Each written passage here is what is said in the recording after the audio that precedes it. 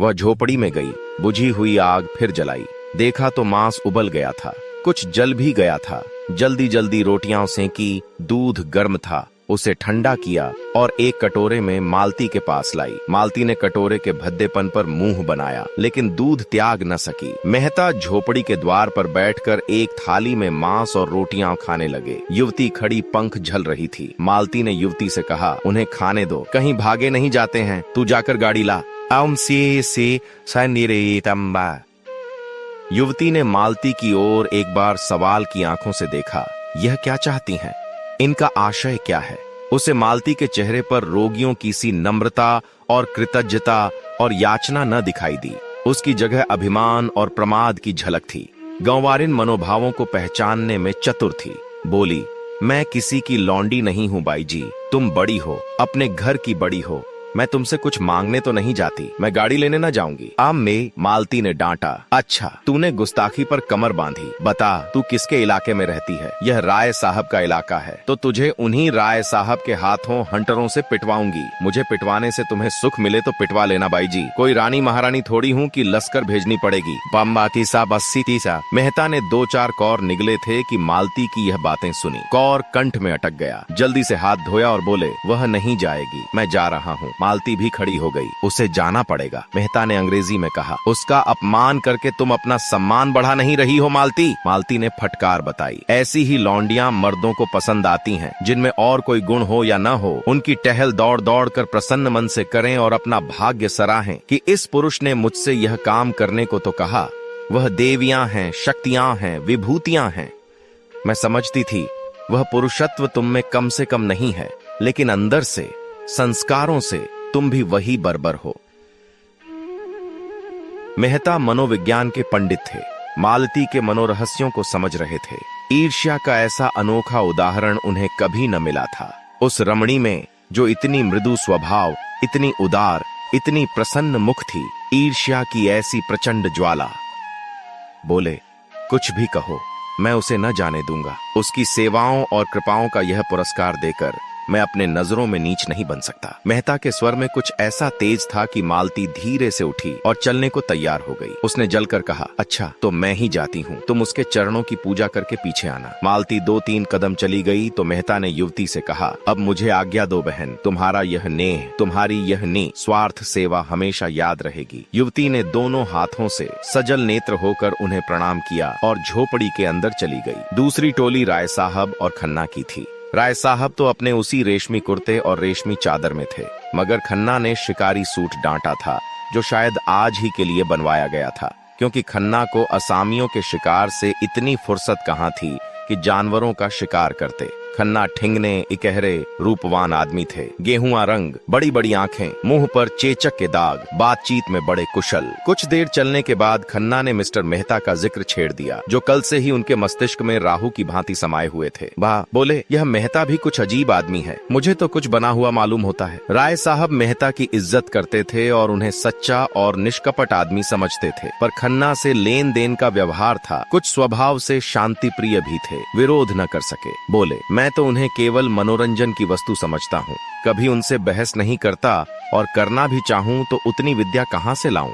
जिसने जीवन के क्षेत्र में कभी कदम ही नहीं रखा, वह अगर जीवन के विषय में कोई नया सिद्धांत अलापता है तो मुझे उस पर हंसी आती है। मजे से 1000 माहवार फटकारते हैं, न जोरू न जानता, न कोई चिंता न बाधा। वह दर्शन न बघारें तो कौन बघारे। आप निर्द्वंद्व रहकर जीवन को संपूर्ण बनाने का स्वप्न देखते हैं। ऐसे आदमी से क्या बहस की जाए। मैंने सुना चरित्र का अच्छा नहीं है। बेफिक्री में चरित्र अच्छा रह ही कैसे सकता है। समाज में रहो और समाज के कर्तव्यों और मर्यादाओं का पालन करो, तब पता चले। मालती न जाने क्या देखकर उन पर लट्टू हुई जाती है। मैं समझता हूँ वह केवल तुम्हें जला रही है, मुझे वह क्या जलाएंगी बेचारी। मैं उन्हें खिलौने से ज्यादा नहीं समझता। यह तो न कहो मिस्टर खन्ना, मिस मालती पर जान तो देते हो तुम। यूं तो मैं आपको भी यही इल्जाम दे सकता हूँ। मैं सचमुच खिलौना समझता हूँ, आप उन्हें प्रतिमा बनाए हुए हैं। खन्ना ने जोर से कह कहा मारा। हालांकि हंसी की कोई बात न थी। अगर एक लोटा जल चढ़ा देने से वरदान मिल जाए तो क्या बुरा है। अब की राय साहब ने जोर से कह कहा मारा, जिसका कोई प्रयोजन न था। तब आपने उस देवी को समझा ही नहीं। आप जितनी ही उसकी पूजा करेंगे उतना ही वह आपसे दूर भागेंगी। जितना ही दूर भागिएगा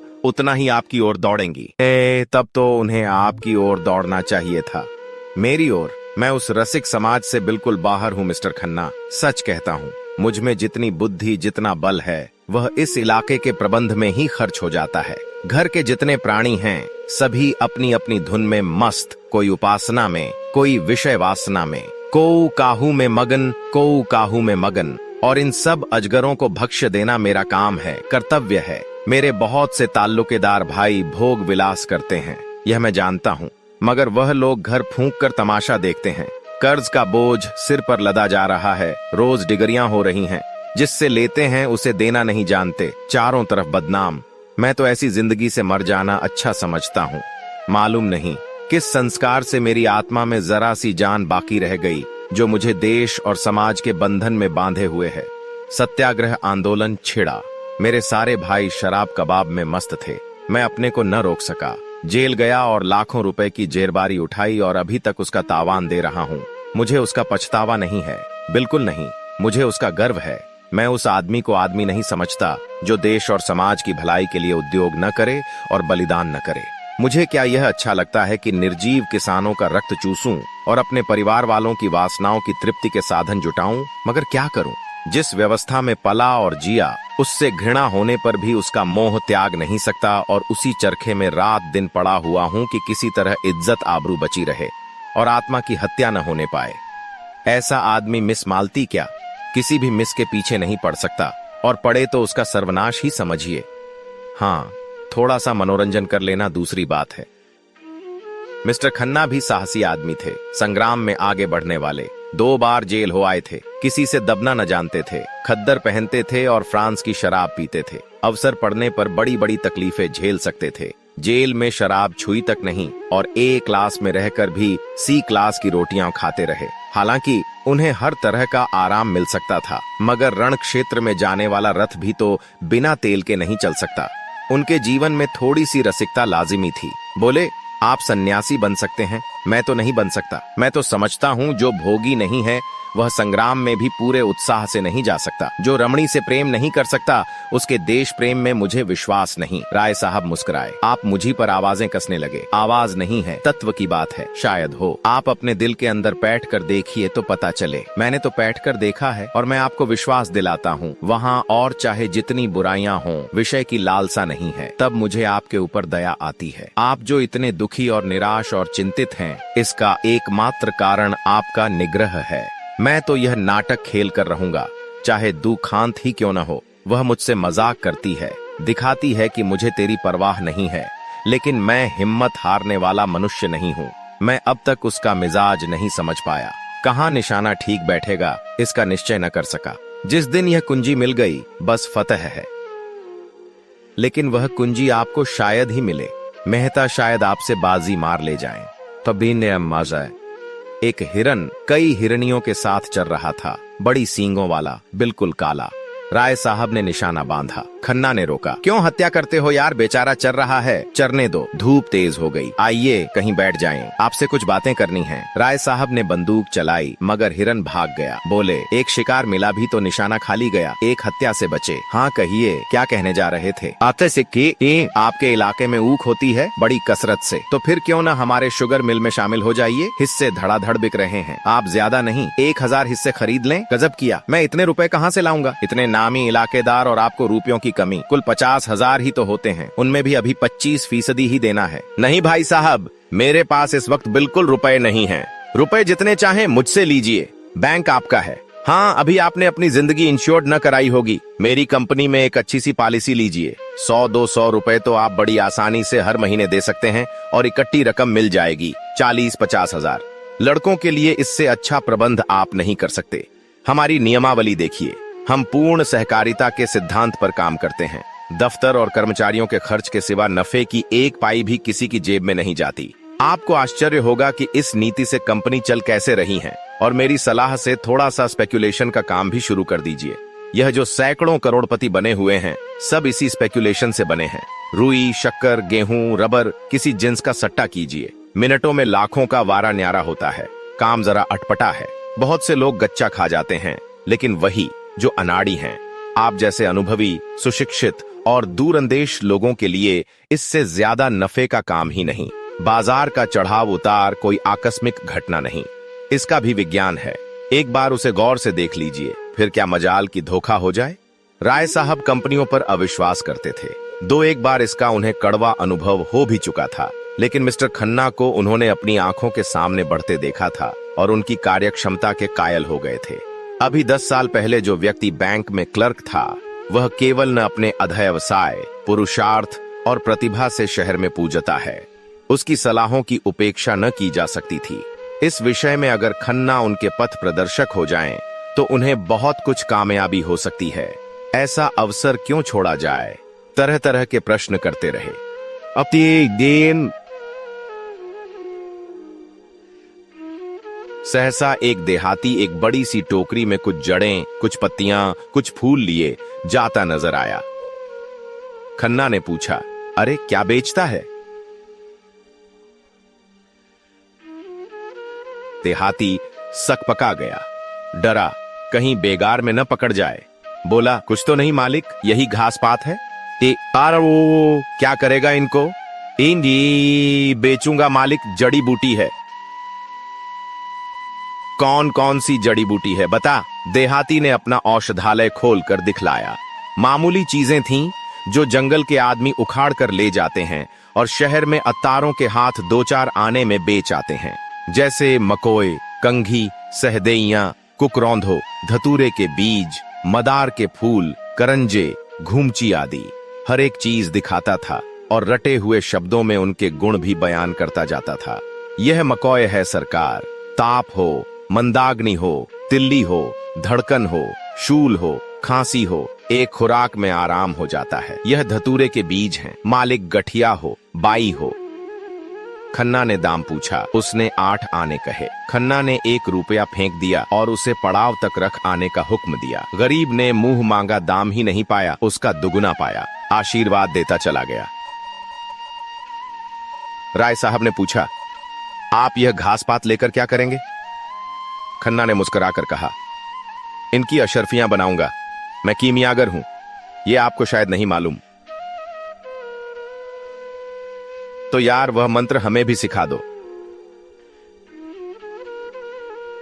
हाँ, शौक से, मेरी शागिर्दी कीजिए। पहले 1.25 सेर लड्डू लाकर चढ़ाइए, तब बतलाऊंगा। बात यह है कि मेरा तरह तरह के आदमियों से साबका पड़ता है। कुछ ऐसे लोग भी आते हैं जो जड़ी बूटियों पर जान देते हैं। उनको इतना मालूम हो जाए कि यह किसी फकीर की दी हुई बूटी है, फिर आपकी खुशामद करेंगे, नाक रगड़ेंगे, और आप वह चीज उन्हें दे दें तो हमेशा के लिए आपके आरारणी हो जाएंगे। 1 रुपए में अगर 10-20 बुद्धुओं पर एहसान का नमदा कसा जा सके तो क्या बुरा है? जरा से एहसान से बड़े बड़े काम निकल जाते हैं।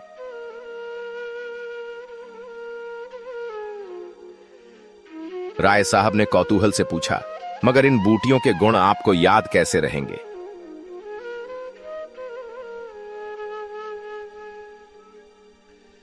खन्ना ने कहकहा मारा, आप भी राय साहब बड़े मजे की बातें करते हैं।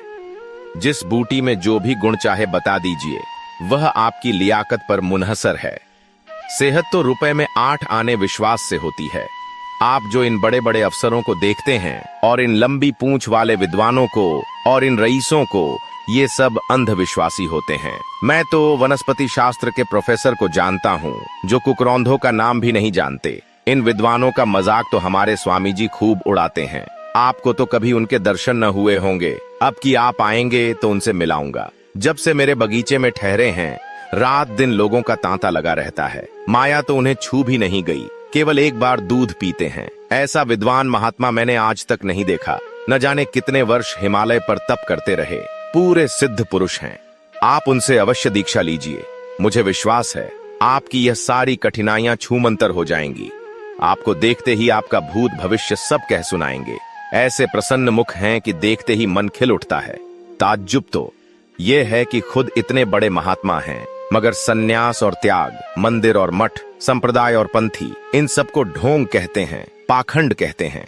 रूढ़ियों के बंधन को तोड़ो और मनुष्य बनो। देवता बनने का ख्याल छोड़ो। देवता बनकर तुम मनुष्य न रहोगे। राय साहब के मन में शंका हुई। महात्माओं में उन्हें भी वह विश्वास था जो प्रभुता वालों में आमतौर पर होता है। दुखोखी प्राणी को आत्मचेतन में जो शांति मिलती है उसके लिए वह भी लालायित रहते थे। जब आर्थिक कठिनाइयों से निराश हो जाते, मन में आता संसार से मुंह मोड़कर एकांत में जा बैठें और मोक्ष की चिंता करें। संसार के बंधनों को वह भी साधारण मनुष्यों की भांति आत्मोन्नति के मार्ग की बाधाएं समझते थे और इनसे दूर हो जाना ही उनके जीवन का भी आदर्श था। लेकिन संन्यास और त्याग के बिना बंधनों को तोड़ने का और क्या उपाय है?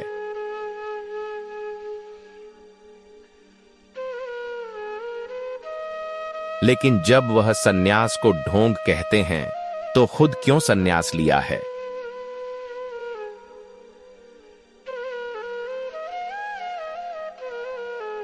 उन्होंने संन्यास कब लिया है साहब? वह तो कहते हैं आदमी को अंत तक काम करते रहना चाहिए। विचार स्वातंत्र्य उनके उपदेशों का तत्व है।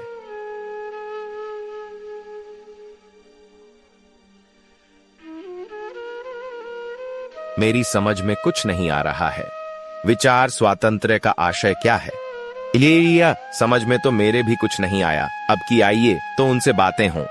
वह प्रेम को जीवन का सत्य कहते हैं और इसकी ऐसी सुंदर व्याख्या करते हैं कि मन मुग्ध हो जाता है।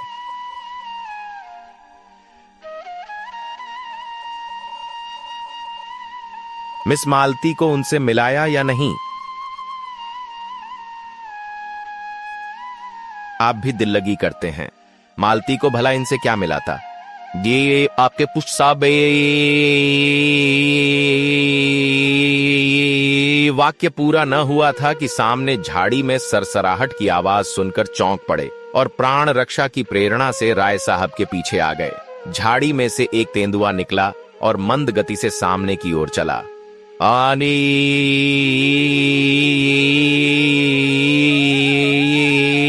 राय साहब ने बंदूक उठाई और निशाना बांधना चाहते थे कि खन्ना ने कहा, यह क्या करते हैं आप?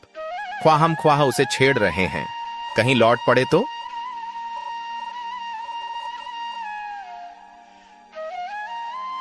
और क्या पड़ेगा, वहीं ढेर हो जाएगा। तो मुझे उस टीले पर चढ़ जाने दीजिए। मैं शिकार का ऐसा शौकीन नहीं हूं। तब क्या शिकार खेलने चले थे? शामत और क्या? राय साहब ने बंदूक नीचे कर ली। बड़ा अच्छा शिकार निकल गया। ऐसे अवसर कम मिलते हैं। मैं तो अब यहां नहीं ठहर सकता। खतरनाक जगह है। एक आध शिकार तो मार लेने दीजिए। खाली हाथ लौटते शर्म आती है। आप मुझे कृपा करके कार के पास पहुंचा दीजिए, फिर चाहे तेंदुए का शिकार कीजिए या चीते का। आप बड़े डरपोक हैं मिस्टर खन्ना, सच।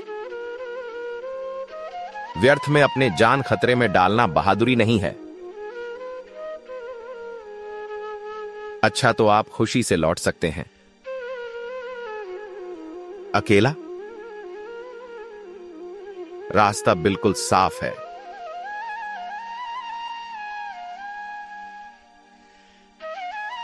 जी नहीं, आपको मेरे साथ चलना पड़ेगा। राय साहब ने बहुत समझाया, मगर खन्ना ने एक न मानी। मारे भय के उनका चेहरा पीला पड़ गया था। उस वक्त अगर झाड़ी में से एक गिलहरी भी निकल आती तो वह चीख मारकर गिर पड़ते। बोटी बोटी कांप रही थी, पसीने से तर हो गए थे। राय साहब को लाचार होकर उनके साथ लौटना पड़ा।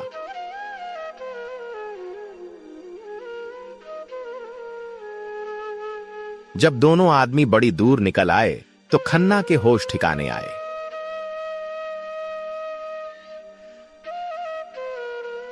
बोले, खतरे से नहीं डरता, लेकिन खतरे के मुंह में उंगली डालना हिमाकत है।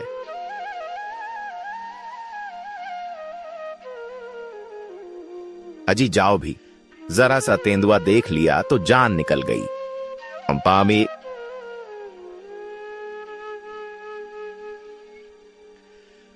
मैं शिकार खेलना उस जमाने का संस्कार समझता हूं जब आदमी पशु था।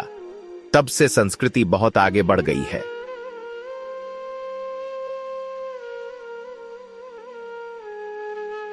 मैं मिस मालती से आपकी कलई खोलूंगा। मैं अहिंसावादी होना लज्जा की बात नहीं समझता। अच्छा, तो यह आपका अहिंसावाद था। शाबाश, खन्ना ने गर्व से कहा।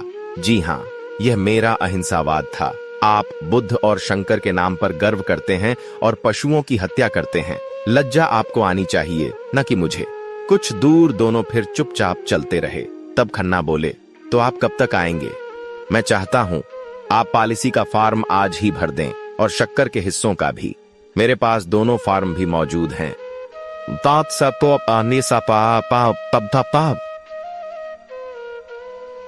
राय साहब ने चिंतित स्वर में कहा, जरा सोच लेने दीजिए।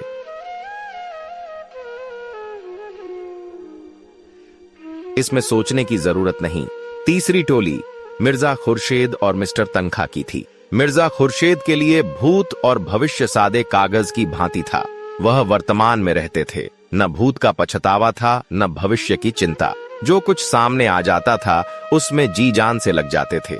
मित्रों की मंडली में वह विनोद के पुतले थे। काउंसिल में उनसे ज्यादा उत्साही मेंबर कोई न था। जिस प्रश्न के पीछे पड़ जाते मिनिस्टरों को रुला देते। किसी के साथ रू रियायत करना न जानते थे। बीच बीच में परिहास भी करते जाते थे। उनके लिए आज जीवन था, कल का पता नहीं। गुस्सेवर भी ऐसे थे कि ताल ठोंक कर सामने आ जाते थे। नम्रता के सामने दंडवत करते थे। लेकिन जहां किसी ने शान दिखाई और यह हाथ धोकर उसके पीछे पड़े।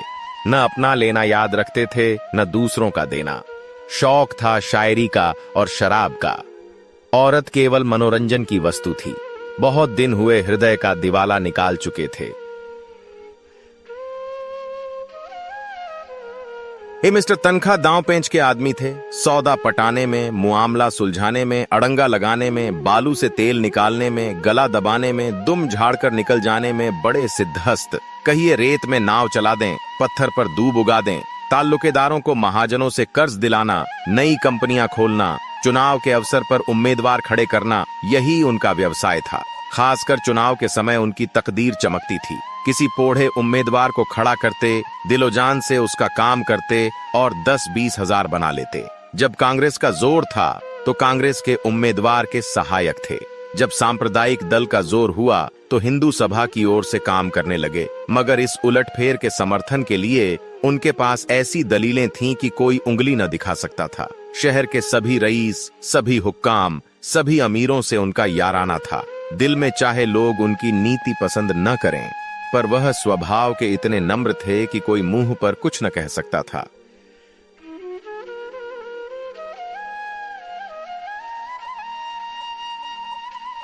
मिर्जा खुर्शीद ने रूमाल से माथे का पसीना पोंछकर कहा, आज तो शिकार खेलने के लायक दिन नहीं है। आज तो कोई मुशायरा होना चाहिए था।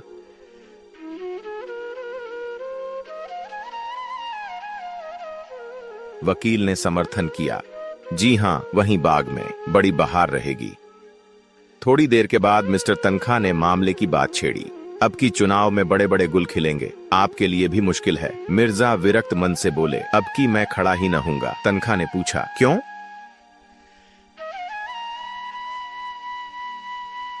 मुफ्त की बकबक कौन करे, फायदा ही क्या।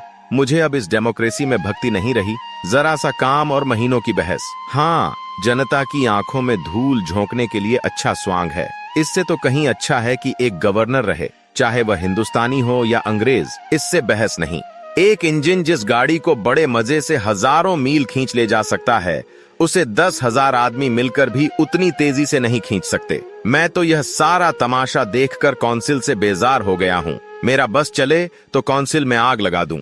जिसे हम डेमोक्रेसी कहते हैं, वह व्यवहार में बड़े बड़े व्यापारियों और जमींदारों का राज्य है, और कुछ नहीं। चुनाव में वही बाजी ले जाता है जिसके पास रुपए हैं। रुपए के जोर से उसके लिए सभी सुविधाएं तैयार हो जाती हैं। बड़े बड़े पंडित, बड़े बड़े मौलवी, बड़े बड़े लिखने और बोलने वाले, जो अपने जबान और कलम से पब्लिक को जिस तरफ चाहे फेर दें। सभी सोने के देवता के पैरों पर माथा रगड़ते हैं। मैंने तो इरादा कर लिया है, अब इलेक्शन के पास न जाऊंगा। मेरा प्रोपेगेंडा अब डेमोक्रेसी के खिलाफ होगा। मिर्जा साहब ने कुरान की आयतों से सिद्ध किया कि पुराने जमाने के बादशाहों के आदर्श कितने ऊंचे थे। आज तो हम उसकी तरफ ताक भी नहीं सकते। हमारी आंखों में चकाचौंध आ जाएगी। बादशाह को खजाने की एक कौड़ी भी निजी खर्च में लाने का अधिकार न था। वह किताबें नकल करके, कपड़े सीकर, लड़कों को पढ़ाकर अपना गुजर करता था। मिर्जा ने आदर्श महीपों की एक लंबी सूची गिना दी। कहाँ तो वह प्रजा को पालने वाला बादशाह और कहाँ आजकल के मंत्री और मिनिस्टर। 5, 6, 7, 8 हजार माहवार मिलना चाहिए। यह लूट है या डेमोक्रेसी? हिरनों का झुंड चरता हुआ नजर आया। मिर्जा के मुख पर शिकार का जोश चमक उठा। बंदूक संभाली और निशाना मारा। एक काला सा हिरण गिर पड़ा। वह मारा। इस उन्मत्त ध्वनि के साथ मिर्जा भी बेतहाशा दौड़े, बिल्कुल बच्चों की तरह उछलते कूदते, तालियां बजाते। समीप ही एक वृक्ष पर एक आदमी लकड़ियां काट रहा था। वह भी चटपट वृक्ष से उतरकर मिर्जा जी के साथ दौड़ा। हिरन की गर्दन में गोली लगी थी। उसके पैरों में कंपन हो रहा था और आंखें पथरा गई थीं। लकड़हारे ने हिरन को करुण नेत्रों से देखकर कहा, अच्छा पट्ठा था, मन भर से कम न होगा। हुक्म हो तो मैं उठाकर पहुंचा दूं। मिर्जा कुछ बोले नहीं। हिरन की टंगी हुई, दीन, वेदना से भरी आंखें देख रहे थे। अभी 1 मिनट पहले इसमें जीवन था। जरा सा पत्ता भी खड़कता तो कान खड़े करके चौकड़ियां भरता हुआ निकल भागता। अपने मित्रों और बाल बच्चों के साथ ईश्वर की उगाई हुई घास खा रहा था, मगर अब निस्पंद पड़ा है। उसकी खाल उधेड़ लो, उसकी बोटियां कर डालो, उसका कीमा बना डालो, उसे खबर भी न होगी। उसके क्रीड़ामय जीवन में जो आकर्षण था, जो आनंद था, वह क्या इस निर्जीव शव में है? कितनी सुंदर गठन थी, कितनी प्यारी आंखें, कितनी मनोहर छवि। उसकी छलांगें हृदय में आनंद की तनरगें पैदा कर देती थीं। उसकी चौकड़ियों के साथ हमारा मन भी चौकड़ियां भरने लगता था। उसकी स्फूर्ति जीवन सा बिखेरती चलती थी, जैसे फूल सुगंध बिखेरता है। लेकिन अब उसे देखकर ग्लानि होती है। लकड़हारे ने पूछा, कहाँ पहुंचाना होगा मालिक? मुझे भी 2-4 पैसे दे देना। मिर्जा जी जैसे ध्यान से चौंक पड़े। बोले, अच्छा उठा ले। कहाँ चलेगा? जहाँ हुक्म हो मालिक। नहीं, जहाँ तेरी इच्छा हो वहाँ ले जा, मैं तुझे देता हूँ। लकड़हारे ने मिर्जा की ओर कौतूहल से देखा। कानों पर विश्वास न आया। अरे नहीं मालिक, हुजूर ने शिकार किया है तो हम कैसे खा लें? नहीं नहीं, मैं खुशी से कहता हूँ, तुम इसे ले जाओ। तुम्हारा घर यहाँ से कितनी दूर है? कोई आधा कोस होगा मालिक। ये तो मैं भी तुम्हारे साथ चलूंगा, देखूंगा तुम्हारे बाल बच्चे कैसे खुश होते हैं।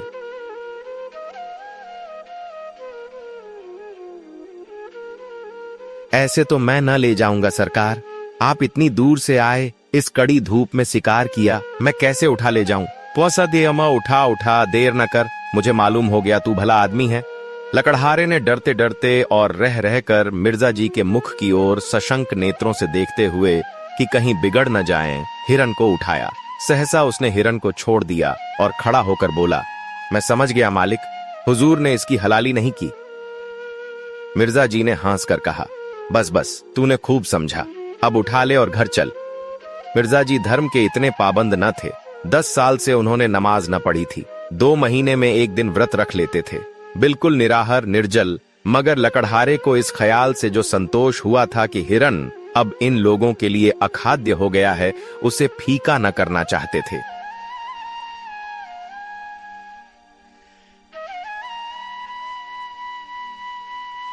लकड़हारे ने हल्के मन से हिरन को गर्दन पर रख लिया और घर की ओर चला। तनखा अभी तक तटस्थ से वहीं पेड़ के नीचे खड़े थे। धूप में हिरन के पास जाने का कष्ट क्यों उठाते? कुछ समझ में न आ रहा था कि मुआमला क्या है। लेकिन जब लकड़हारे को उल्टी दिशा में जाते देखा तो आकर मिर्जा से बोले, आप उधर कहां जा रहे हैं हजरत? क्या रास्ता भूल गए?